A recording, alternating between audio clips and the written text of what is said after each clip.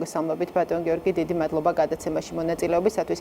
Თქვენთანაც მინდა იმ თემით განვაგრძო საუბარი, რაზეც ჩვენს პირველ სტუმართან საუბრობდით, ვიზიტი გრძელდება ამერიკის შეერთებულ შტატებში და ჩვენ საუბარში პირველ ვიცე-პრემიერთან ვახსენეთ, რომ საქართველოს ხელისუფლება არაერთხელ უთქვამს ხაზგასმით, რომ საგარეო პოლიტიკის ყველაზე პრიორიტეტული მიმართულება არის ამერიკის შეერთებულ შტატებთან სტრატეგიული პარტნიორობის აღდგენა სუფთა ფურცლიდან. რამდენად მკაფიოდ ჩანს ახლა აი ამ ურთიერთობის განახლების შანსები და რა ნაბიჯია აი ამ გზაზე პირველი ვიცე-პრემიერის შეხვედრების შეერთებულ შტატებში. რასაკურველია, მოგესალმებით. გილოცავთ აღდგომის დღესასწაულს. რასაკურველი მნიშვნელოვანია ხა, ამას თქვა არ უნდა. ხა ჩვენ ამ საკითხთან დაკავშირებით გავაკეთეთ არაერთი განცხადება, რომ მზადავართ სტრატეგიული პარტნიორობა აღვადგინოთ და ისიც მინდა აღვნიშნო და ხაზი გაუსვა იმას, რომ არც ერთ შემთხვევაში, არც ერთი ადმინისტრაციის დროს საქართველოს როგორც პარტნიორს, სტრატეგიულ პარტნიორს არასდროს თავი არ შეუწყვენია. პირიქით, საქართველოს საკმაოდ ბევრი გაიღო იმისათვის, რათა ის ამოცანები საერთაშორისო თანამეგობრობის წინაშე მდგარი პრობლემები და გამოწვევები გათავისებული ყოფილიყო ამ ქვეყანაშიც და სამწუხაროა და ჩვენმა არაერთმა ოჯახმა ჩვენმა ოჯახებმა დაკარგეს ახლობლები იმ ბრძოლებში, რომელსაც ჩვენ მხარდამხარ თუნდაც ამერიკის შეერთებულ შტატების ჯარისკაცებთან ერთად როგორც მეგობრები, პარტნიორები და საკმაოდ სანდო პარტნიორები ამასთანავე ვაწარმოებდით აი ამ ხნის განმავლობაში. ბოლო პერიოდში პოლიტიკურმა კონიუნქტურამ ეს გარკვეულწილად შეცვალა, ვინაიდან მსოფლიოში მიმდინარე პროცესებმა, განსაკუთრებით უკრაინაში რუსეთის შეჭრის შემდეგ უკარნახა ამერიკის შეერთებულ შტატების იმპერიის ადმინისტრაციას და ევრობიუროკრატიას გარკვეული ნაბიჯები გადაედგა თავისი კონკრეტული მიზნების და ამოცანების შესასრულებლად და საქართველოს მოყვა აი ამ ურთულეს პერიოდში როგორც ერთ-ერთი ქვეყანა მათთვის გეოგრაფიული მდებარეობა, რომელიც საგანგებოდ მნიშვნელოვანი იქნებოდა იმ შემთხვევაში, თუ კი ის ჩაერთვებოდა პროცესებში, რაც საქართველოს ქრევას მოუტანდა და რასაკვირველია ის შეხვედრაც, რომელიც გაიმართა ამერიკის შეერთებულ შტატებში. აი ხლა ამჟამად ფინანსთა მინისტრი კიდე ცალკე შეხვდა სახელმწიფო დეპარტამენტში ამ სანქციების ჯგუფს. კიდევ ერთხელ უჩვენა, რომ საქართველოს არასდროს არც ამ შემთხვევაში, არც მაშინ, როდესაც საქართველოს მეათრევდნენ იმ ცეცხლის შუაგულისაკენ მაშინაც არასდროს არ გადაუდგავს რაიმე ისეთი ნაბიჯი, რომელიც ან რუსეთს შეუწყობდა ხელს, თავი დაეღწია სანქციებისათვის, გვერდი აიარა, თუმცა გახსოვთ შიგნით რამხელა ამბავი იყო ამ თემასთან დაკავშირებით, რომ თითქოს საქართველოს არ იქცევა სწორად, თითქოს საგარეო კურსი შეიცვალა, თითქოს იქ არჩევნები არასწორად ჩატარდა და უამრავი საკითხი და ეს პატარა ქვეყანა რამხელა წლეხის და როგორი ბულინგის ქვეშ აღმოჩნდა. მიუხედავად ამისა, საზოგადოების უდიდესი ნაწილის თანადგომით დახმარებით ჩვენ შევძელით, რომ დღემდე სტაბილურობა მოგვეტანა. ახლა თანამშრომლობის დროა. მიუხედავად იმისა, რომ პრობლემები მსოფლიოში საკმაოდ ბევრია, ახალ-ახალის იქმნება, ან თუნდაც პაკისტანის და ინდოეთის დაპირისპირება საკმაოდ რეალური სამწუხარო ფაქტია.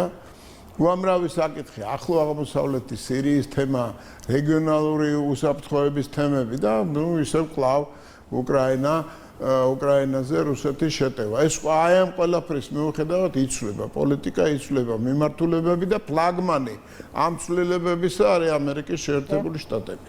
იქ ჩასვლა, ეკონომიკურ საკითხებზე მსჯელობა, რასაკვირველია არ უნდა იქნეს განხილული პოლიტიკის გარეშე. სწორად დასვით თქვენ შეკითხვა და აქცენტი პირველმა ვიცე-პრემიერმა ახსენა ის რთული მემკვიდრეობა წინა ადმინისტრაციიდან მოყოლებული, რაც ახლაც არის ერთგვარი წინაპირობა არსებული ურთიერთობისა. ხო, რამდენიმე მთავარი თემა გამოიყო, რაც არის ძალიან მნიშვნელოვანი, ეს არის ელჩის საკითხი და დაწესებული სანქციები. აი, ამ საკითხების ახლო მომავალში გადაწყვეტის კონტურები როგორ მოჩანს და რამდენად დააჩქარებდა ეს აი სუფთა ფურცლიდან ურთიერთობის აღდგენას. თქვენ მაყურებელს არ მინდა გაუჩინო ის მოლოდინი, რომ ეწყდება ერთი ჩასვლით, ერთი შეხვედრით. აქ არის უშველებელი პრობლემა, რომელიც თუნდაც აიხლახანს განცხადება იყო თქვენ მედიით გაშუქებული, როდესაც ტრამპი უკმაყოფილებას გამოთქვამს რუსეთის ქმედებებით და რასაკვირველია ისიც იცის, რომ ტერიტორიების 20% დიდი ნაწილი მემკვიდრეობით გვერგო წინა ხელისუფლებისაგან ოკუპაციის ქვეშ. რასაკვირველია ამ თემასთან მიმართებაში სერიოზულად მსჯელობა გმართებს, იმიტომ რომ ამ რეგიონის ბევრია დაინტერესებული შუა დერეფნით, რაზედაც ასევე მსჯელობა ჰქონდა პირველ ვიცე-პრემიერს და მთელ ეკონომიკურ გუნდს, ასევე ბევრია დაინტერესებული და ბევრი ბოროტად არის დაინტერესებული, რომ ფლობდეს იმ ბერკეტს, რომელსაც შეუძლია გადაუკეთოს გარკვეული მიმართულებები ეკონომიკას, კავშირებს, ენერგორესურსების მოძრაობას, ასე რომ ის ხელისუფლება, რომელიც დღეს არის საქართველოში, ეროვნულ ინტერესებს იცავს, მყარად დგას ამ პოზიციაზე და ოპოზიცია წოდებული გუნდია, პოლიტიკური გუნდი, რომელიც თავის თავს თავაზობთ მონამორჩილად და მარიონეტად.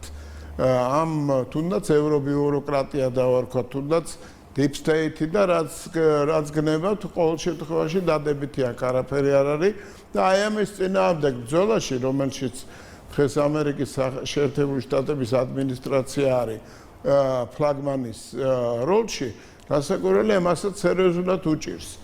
ასე რომ ბევრი პროცესია იმ საჭირო განვითარდეს უკეთესობისაკენ გარდატეხა უნდა მოხდეს და იმ თემებთანაც დაუბრუნდებით, რასაც ქვია სტრატეგიული პარტნიორობის ძირითადი მიმართულებები. კი ბატონო. ხელჩის დანიშვნა პრობლემა რასაკვირველია გარკვეულწილად იყო, თუმცა იმ სანქციებთან შედარებით რასაკვირველია ნაკლები პრობლემაა, ეს საკითხი განიხილება, როგორც ლევანმა თქვა, პროცედურები მიმდინარეობს და ეს გაკეთება, მაგრამ უფრო მთავარი რასაკვირველია არის თანამშრომლობა ეკონომიკურ სფეროში, რომელიც ვერანაირად ვერ შედგება გარკვეული წინაპირობების გარეშე და ამ წინაპირობებს ქვია ამ წინაპირობების მთავარი შემკრები სათაური არის მშვიდობის დამყარება, მშვიდობის დღის წესრიგი, ომის დღის წესრიგის ნაცვლად. თქვენ კარგად ხედავთ, რომ ამის მომხრე ყველა არ არის. თქვენ კარგად ხედავთ, რომ დღეს ის შეტევა, რომელიც საქართველოზე მიმდინარეობდა, ვაშინგტონის მონაწილეობით, ახლა საკმაოდ ბრუტალურია, მაგრამ აქ უკვე ევრობიუროკრატიაა ჩართული. რომ ვამბობთ ევრობიუროკრატია, ეს იმას გულისხმობს, რომ არ არის ლაპარაკი ევროპელებზე, საზოგადოებებზე, სხვადასხვა ქვეყნების. აქ არის გარკვეული ძალა, რესურსი, რომელიც კვლავ თავის პოლიტიკური ინტერესებით ხელმძღვანელობს და სულ არ აინტერესებს იქნება თუ არა საქართველოს ისეთ ვითარებაში ჩავარდნილი. და აი ამ ფონზე სწორედ ჩვენ მოვისმინეთ ამ ბოლო დღეების განმავლობაში ეუთოს გენერალური მდივნისგან აქცენტი იმაზე, რაოდენ მნიშვნელოვანია სტაბილურობა და უსაფრთხოება განსაკუთრებით სამხრეთ კავკასიაში და საქართველოში. აი ამ თემაზე მინდა გადავიდეთ. ეუთოს გენერალური მდივანი რამდენიმე დღე იმყოფება საქართველოში, დღეს სტუმარი შეხვდა ოპოზიციასაც, იმ პარტიების ნაწილს, რომელთა დამოკიდებულება აი ესეთი ვიზიტების დროს ყოველთვის ხდება ხოლმე განხილვის თემა. აი ეს ვიზიტი და ამ ვიზიტის შეფასებებით რომ შევაფასოთ, როგორ შეაჯამებდით თქვენ ამ გამართულ შეხვედრებს და რაც თავარია ძირითად გზავნილებს, იმიტომ რომ აქ ალბათ მნიშვნელოვანია როგორც ეუთოს როლის გათვალისწინება მისი როგორც არჩევნებზე დამკვირვებლის კონტექსტში და ასევე უსაფრთხოების მიმართულებით, იმიტომ რომ ის არის ევროპის უსაფრთხოების და თანამშრომლობის ორგანიზაცია. იცით ერთი წინადადებით მინდა დაუბრუნდე აი ამ მაღალი დონის დელეგაციის ვიზიტს ვაშინგტონში.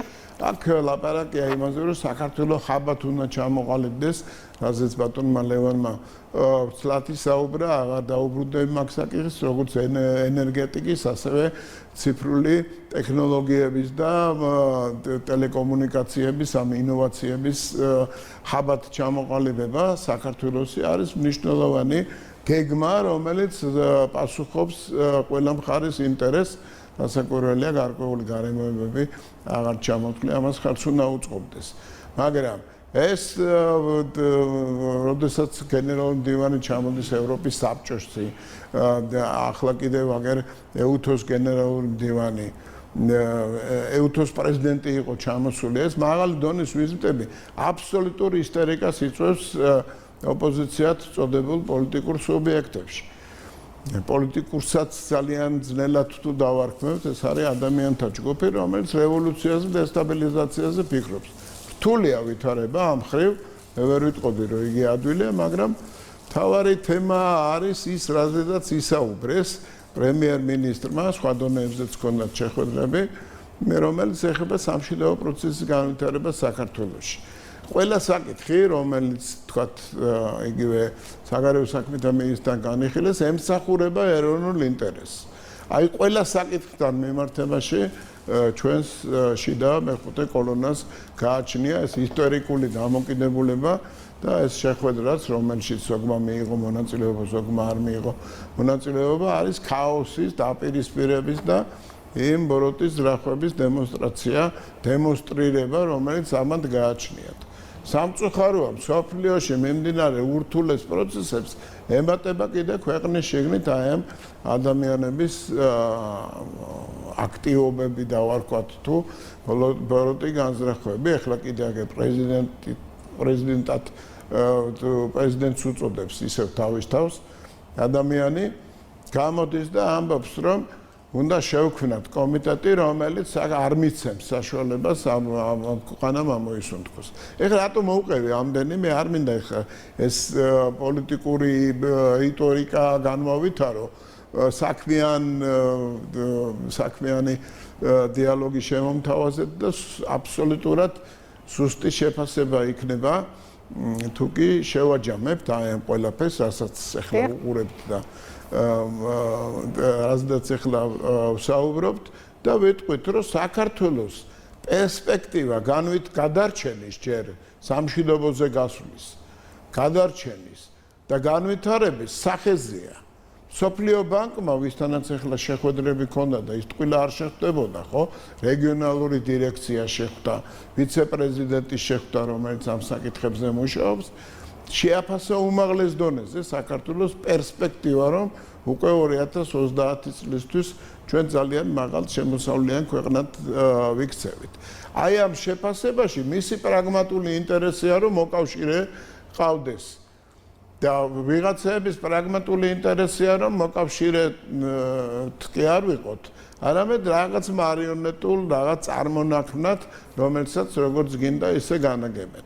მე ვფიქრობ, რომ სწორი შეფასება, ეს საბოლოოდ, რომ ჩამოვყალიბდეთ, რაც შეიძლება ეხლა ითქვას, ამის რეალური სტაბილურობის შენარჩუნების გარეშე განვითარების და გადარჩენის პერსპექტივა არ არსებობს.